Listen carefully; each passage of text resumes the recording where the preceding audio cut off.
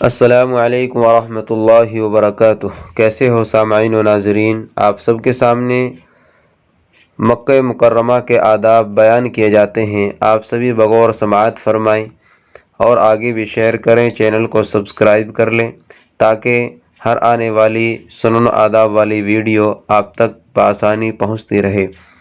آداب نمبر 1، حرم میں عظمت کے ساتھ داخل ہونا۔ آپ صلی اللہ علیہ وسلم نے ارشاد فرمایا، اللہ سبحانہ و تعالیٰ نے اس شہر کو محترم بنایا ہے۔ آداب نمبر 2، داخل ہونے سے پہلے غسل کرنا۔ حضرت عبداللہ ابن عمر رضی اللہ عنہ جب حرم کی حد میں داخل ہوتے تو غسل کرتے اور یہ فرماتے کہ آپ صلی اللہ علیہ وسلم بھی ایسا ہی کیا کرتے تھے۔ آداب نمبر 3، داخل ہونے کے بعد توبہ و استغفار میں مشغول رہنا۔ آداب نمبر 4، نزول شریعت کا مشاہدہ کرنا، یعنی یہ تصور کرنا کہ یہ وہ عظیم الشان مقام ہے جہاں احکام خداوندی کا نزول ہوا ہے۔ آداب نمبر 5، بیت اللہ کو دیکھتے رہنا۔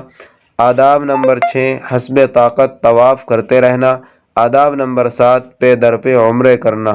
اللہ تبارک و تعالی ہم سب کو حج اور عمرے کی توفیق نصیب فرمائے، ہم سب کو حرمین شریفین کی زیارت نصیب فرمائے، اور ہم سب کو اللہ تبارک و تعالی اپنے گھر کی دیکھنے کی، زیارت کرنے کی اور وہاں پر بلانے کی طاقت اور ہمت عطا فرمائے۔ السلام علیکم ورحمۃ اللہ وبرکاتہ۔